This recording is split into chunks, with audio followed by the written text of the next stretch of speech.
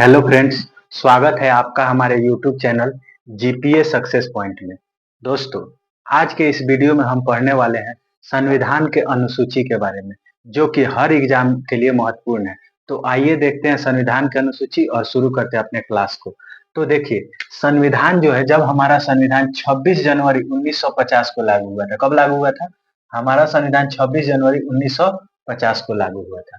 तो मूल संविधान में, यानी कि मूल संविधान में कितनी अनुसूचियां थी? 8 अनुसूचियां थी। लेकिन वर्तमान में कितनी अनुसूचियां हैं? वर्तमान में 12 अनुसूचियां हैं। 12 अनुसूचियां हैं, ठीक।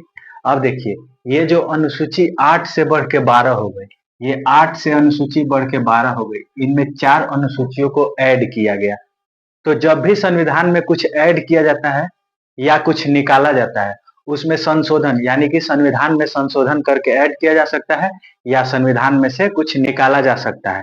तो आइए हम देखते हैं, पढ़ते जाएंगे आगे और देखते जाएंगे कि संविधान संशोधन कौन कौन सा अनुसूची जोड़ा गया। तो शुरुआत करते हैं। अब देखिए, शुरुआत का जो 6 अनुसूची है, उसको याद करने के लिए आपको बस इतना याद रखना पड़ेगा, स्पोर्ट्स। क्या याद रखना पड़ेगा?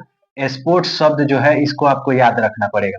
अब देखिए, ये 6 अनुसूची है। तो पहला जो है आपको एस, तो एस फोर आपको याद रखना पड़ेगा, स्टेट। अब स्टेट के साथ साथ क्या आ जाएगा? स्टेट के साथ आपका यूटी भी आ जाएगा। तो इसमें आपका पहला अनुसूची में क्या है? संघ और राज्य क्षेत्रों के नामों और सीमाओं का उल्लेख है हमारे अनुसूची 1 में। तो क्या है अनुसूची 1 में? ये हमारा अनुसूची 1 हो गया, ठीक। अब देखिए, इसमें 28 स्टेट, अभी हमारा 28 स्टेट है और 8 यूटी है। तो इनके क्षेत्रों और नामों का उल्लेख है। अब देखिए, P4 आपको याद रखना है, क्या? पेमेंट। P4 पेमेंट आपको याद रखना है। P4 पेमेंट याद रखना है। पेमेंट यानी कि वेतन और भत्ते। वेतन और भत्ते आपको याद रखना है। इसमें राष्ट्रपति, उपराष्ट्रपति, सर्वोच्च न्यायालय के मुख्य न्यायाधीश, लोकसभा के अध्यक्ष, उपाध्यक्ष, राज्यसभा के सभापति, उपसभापति, इन्हीं लोगों का वेतन के बारे में बात किया गया है। अब देखिए, हमारा O4 आपको याद रखना है, ओथ। क्या याद रखना है? ओथ। O4 ओथ यानी कि शपथ के बारे में। अब देखिए, हमारे अनुसूची 3 में, ये हमारा अनुसूची 2 हो गया, अनुसूची 2 हो गया, ये हमारा अनुसूची 3 हो गया। अनुसूची 3 में शपथ के बारे में बात किया गया। तो इसमें देखिए, इसमें आपको एक नोट याद रखना है, जो हरदम एग्जाम में यहीं से पूछता है कि अनुसूची 3 में किन किन व्यक्तियों के शपथ का उल्लेख नहीं है। तो इनमें 3 व्यक्तियों के शपथ का उल्लेख नहीं है। वो 3 व्यक्ति कौन कौन से हैं? तो पहले हैं हमारे राष्ट्रपति, दूसरे हैं हमारे उपराष्ट्रपति यानी कि प्रेसिडेंट, वाइस प्रेसिडेंट, और तीसरे हैं गवर्नर यानी कि राज्यपाल। इनका मतलब शपथ का उल्लेख अनुसूची 3 में क्यों नहीं? क्योंकि इनके शपथ का उल्लेख इनके खुद के आर्टिकल में है। तो राष्ट्रपति के शपथ का उल्लेख इनके आर्टिकल में 60 में है, उपराष्ट्रपति के शपथ का उल्लेख इनके खुद के आर्टिकल 69 में है, और गवर्नर यानी राज्यपाल के शपथ का उल्लेख इनके खुद के आर्टिकल 159 में है। तो इसीलिए इनके शपथ का उल्लेख अनुसूची 3 में नहीं है। अब देखिए, आपको आर से दिख रहा होगा, आर से आप याद रखेंगे राज्यसभा में सीटों का आवंटन। राज्यसभा में सीटों का आवंटन, सीटों का आवंटन।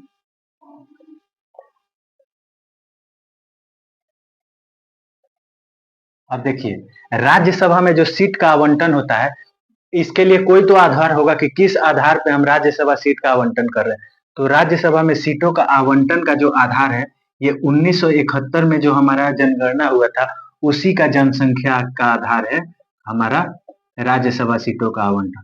अब देखिए, क्वेश्चन हमेशा पूछ लेता है कि सबसे ज्यादा राज्यसभा सीट कहाँ है। तो सबसे ज्यादा राज्यसभा सीट यूपी का है, 31। इसे आप याद रखेंगे। अब देखिए, हमारा T4, T4 हमारा आता है ट्राइबल एरिया, ठीक। T4 ट्राइबल एरिया आता है। क्या आता है? Tribal area. अब देखिए, इसमें आप क्या पढ़ेंगे? ट्राइबल एरिया में एस सी एस टी के प्रशासन प्रशासन और नियंत्रण के बारे में हम अनुसूची 5 में पढ़ते हैं। ये हमारा अनुसूची 5 हो गया, ठीक। और ये हमारा राज्यसभा सीटों का आवंटन अनुसूची 4 हो गया। उसके बाद आपको दिख रहा होगा एस, तो हम इसको, आप यहाँ पे आप देखिए, एस, एस पर क्या हो गया? Special state. Special state. ये हमारा जो स्पेशल स्टेट है ये अनुसूची 6 में लिखा हुआ है, अनुसूची 6 में लिखा हुआ है। अब अनुसूची 6 में स्पेशल स्टेट के बारे में, ये पूर्वोत्तर जो हमारे राज्य हैं जिनको सेवन सिस्टर के नाम से जाना जाता है, उनमें से 4 राज्यों के बारे में लिखा गया है। अब वो 4 राज्य कौन होगा, तो हम यहाँ पे लिखते हैं। पहला राज्य होगा असम, उसके बाद होगा त्रिपुरा, उसके बाद होगा मेघालय, उसके बाद मिजोरम। ये 4 राज्य हो गए।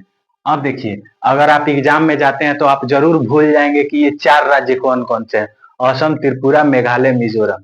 आप मिजोरम की जगह पे मणिपुर लगा देंगे, जो कि इसमें नहीं है। तो इसे आप याद रखने के लिए एक ट्रिक याद रख सकते हैं। मैं यहाँ पे लिख के आपको समझा देता हूँ।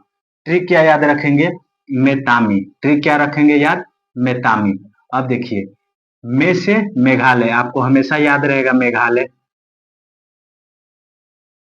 में से मेघालय, ठीक। टी से आप याद रखेंगे त्रिपुरा, ए से असम,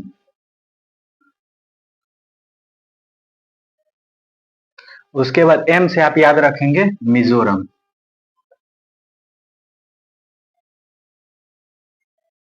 यहाँ पे माफ कीजिएगा, आई होगा, ट्रिक में आई, मेतामी है तो आई छूट गया था।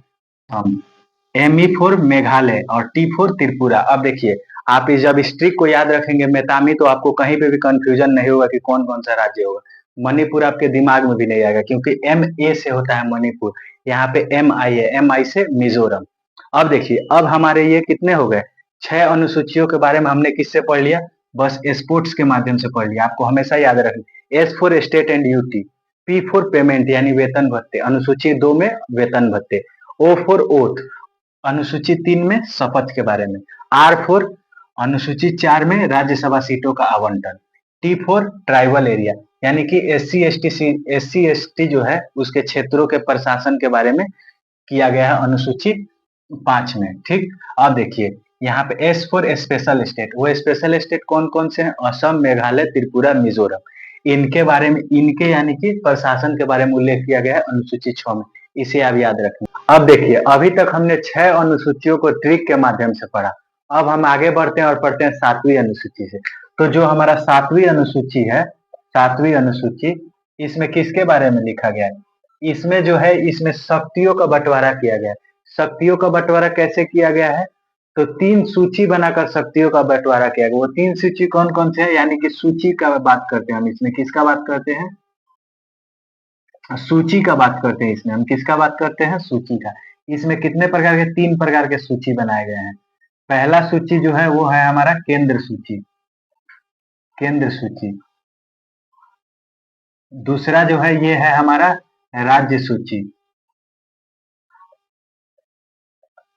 तीसरा जो है हमारा ये है समवर्ती सूची।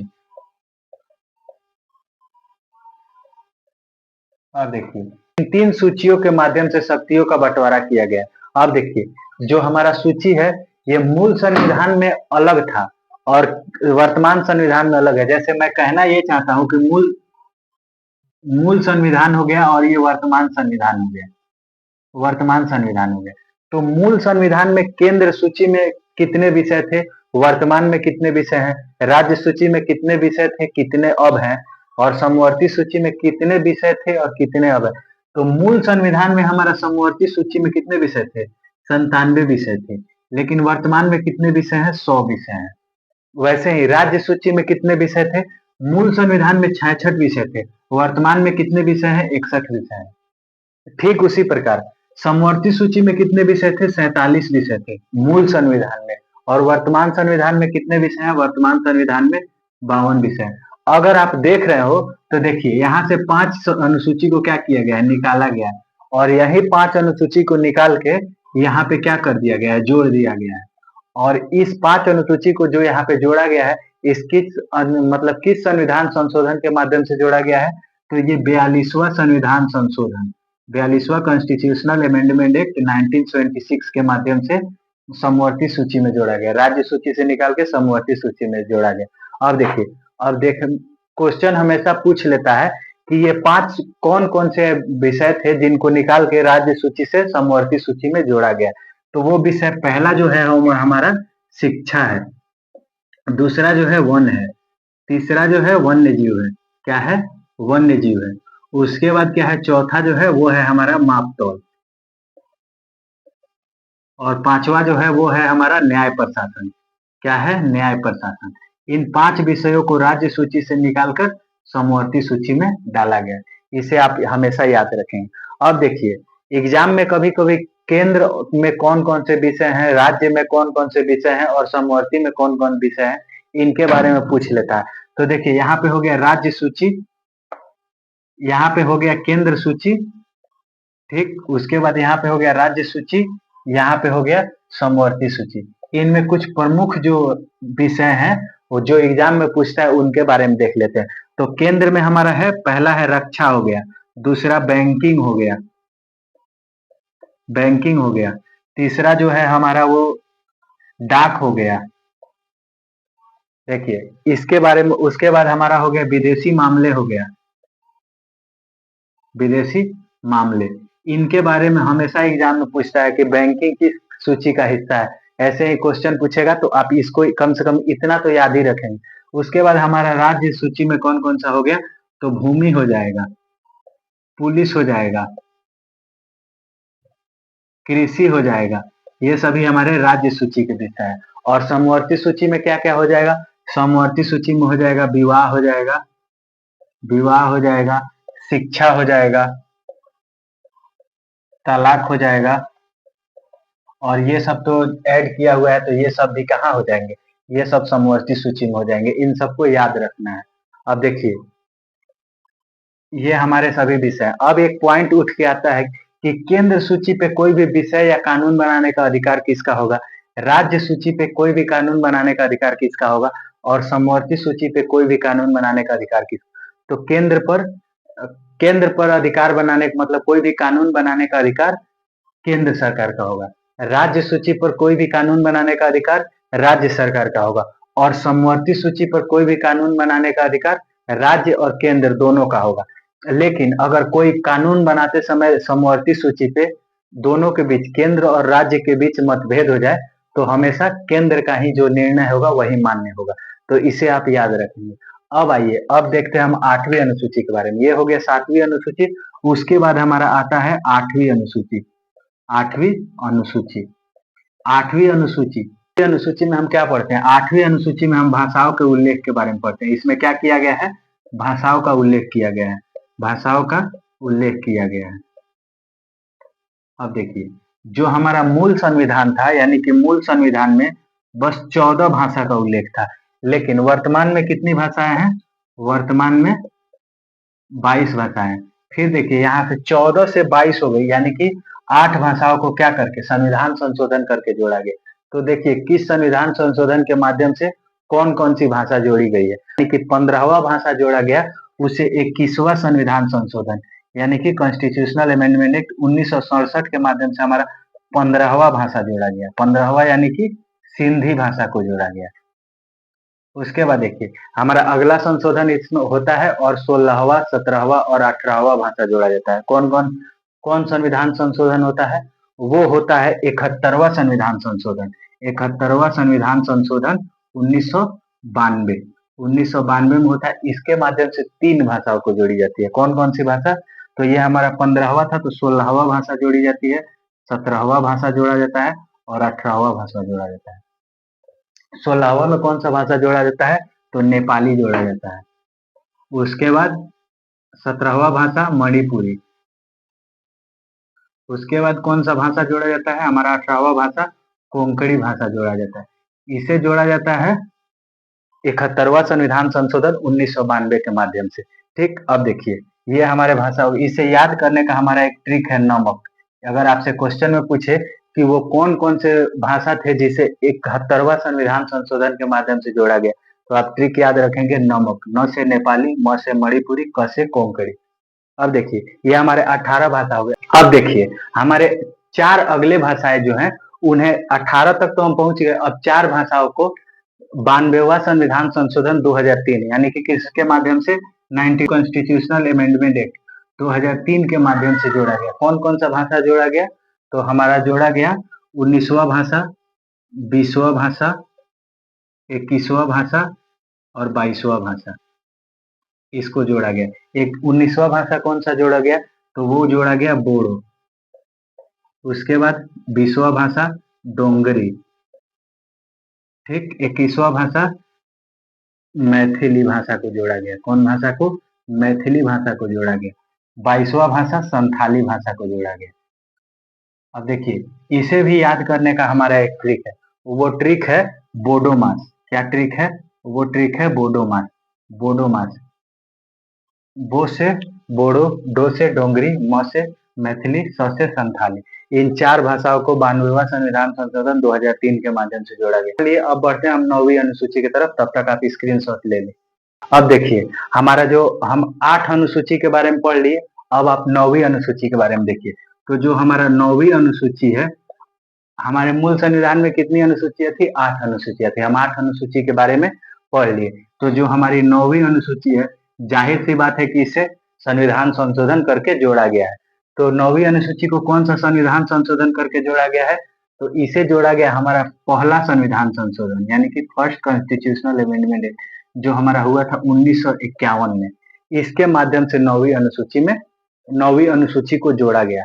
अब देखिए, इसमें किसके बारे में बात किया गया है? तो इसमें भूमि सुधार के बारे में बात किया गया है। भूमि सुधार के बारे में बात किया गया और जमींदारी प्रथा का उन्मूलन किया गया है। उसके बाद देखिए, 9वीं अनुसूची के बाद आता है 10वीं अनुसूची। 10वीं अनुसूची 10वीं अनुसूची को भी संविधान संशोधन करके जोड़ा गया है। एक चीज और आप याद रखेंगे इसमें, जो क्वेश्चन हमेशा पूछता है कि इस समय जब भूमि सुधार हुआ, इस समय पीएम कौन थे? तो 1951 का बात हो रहा है, तो उस समय पीएम कौन थे? जवाहरलाल नेहरू थे। जवाहरलाल नेहरू थे, ये हमारे उस समय के पीएम थे। ये हमेशा पूछता है, तो इसे आप याद रखेंगे। अब देखिए, हमारा 10वां अनुसूची, इसको कौन से संविधान संशोधन के माध्यम से जोड़ा गया? तो इसे जोड़ा गया 52वां संविधान संशोधन, 52 कॉन्स्टिट्यूशनल अमेंडमेंट एक्ट 1985 के माध्यम से जोड़ा गया।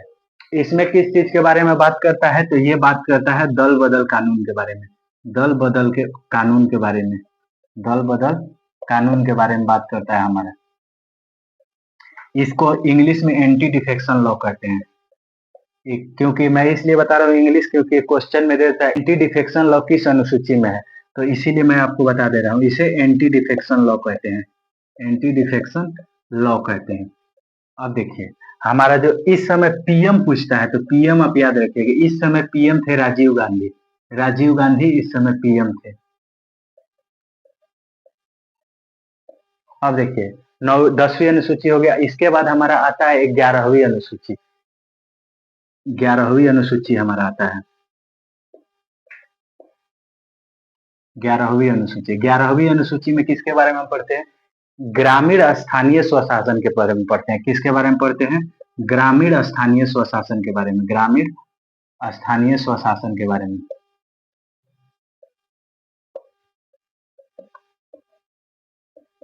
स्वशासन के बारे में पढ़ते हैं। किसके बारे में पढ़ते हैं? ग्रामीण स्थानीय स्वशासन। अब इसको देखिए, इसको जोड़ा गया 73वां संविधान संशोधन, यानी 73 कॉन्स्टिट्यूशनल अमेंडमेंट एक्ट 1992 के द्वारा। इसे हमारे संविधान में, मतलब संविधान के अनुसूची में 11वीं अनुसूची को जोड़ा गया। इसके बाद इसमें हम क्या पढ़ते हैं? मुख्यतः पंचायती राज, इसी सब के बारे में पढ़ते हैं। पंचायती राज के बारे में पढ़ते हैं। देखिए, पंचायती राज के बारे में पढ़ते हैं। और ग्रामीण स्थानीय स्वशासन में 29 विषय के बारे में चर्चा किया गया। कितने? 29 विषय के बारे में चर्चा किया। अब देखिए, ये तो हमारा हो गया संविधान संशोधन, लेकिन ये लागू कब हुआ? तो पंचायती राज जो लागू हुआ वो 24 अप्रैल को लागू हुआ। 24 अप्रैल 1993 को लागू हुआ। 24 अप्रैल 1993 को लागू हुआ, इसीलिए 24 अप्रैल को पंचायती राज दिवस मनाते हैं। क्या मनाते हैं? पंचायती राज दिवस मनाते हैं। पंचायती राज दिवस, तो इसे भी आप याद रखेंगे। अब देखिए, हमारा जो अगला अनुसूची है, यानी कि आखिरी अनुसूची, 12वीं अनुसूची, वो है 12वीं अनुसूची। 12वीं अनुसूची, इसमें हम किसके बारे में पढ़ते हैं? तो इसमें हम पढ़ते हैं नगर निकाय के बारे में, यानी कि नगर स्थानीय स्वशासन के बारे में। तो इसमें हम किसके बारे में पढ़ते हैं? नगर निकाय के बारे में पढ़ते हैं। इसे किस संविधान संशोधन के माध्यम से जोड़ा गया नगर निकाय को? तो इसे जोड़ा गया 74वां संविधान संशोधन। 74वां संविधान संशोधन यानी कि 74 कॉन्स्टिट्यूशनल अमेंडमेंट एक्ट 1992 के माध्यम से। इसके माध्यम से हमारे अनुसूची 12वीं अनुसूची को संविधान में जोड़ा गया। ठीक, अब इसमें देखिए ये लागू कब हुआ? तो ये लागू हुआ 1 जून 1993 को लागू हुआ। इसमें कितने विषय होते हैं? इसमें 18 विषय होते हैं। ठीक, अब देखिए आप इसको हमेशा याद रखेंगे। ये हम जो पढ़े ये हमारा था यहाँ तक संविधान के अनुसूची। अब देखिए इतना पढ़ने के बाद आप जाके कोई भी किताब उठाइए, कोई भी प्रीवियस ईयर क्वेश्चन लीजिए और संविधान के अनुसूची से आप कोई भी क्वेश्चन उठा के देखिए। अगर आपसे नहीं बने तो आप कमेंट में कमेंट करें। मैं दावा करता हूं कि आपसे सभी क्वेश्चन जरूर बन जाएंगे इस क्लास को करने के बाद। तो मिलते हैं आपसे अगले वीडियो में, तब तक के लिए हमारे चैनल जीपीएस सक्सेस पॉइंट को सब्सक्राइब कीजिए और वीडियो को लाइक कीजिए और शेयर कीजिए। Thank you.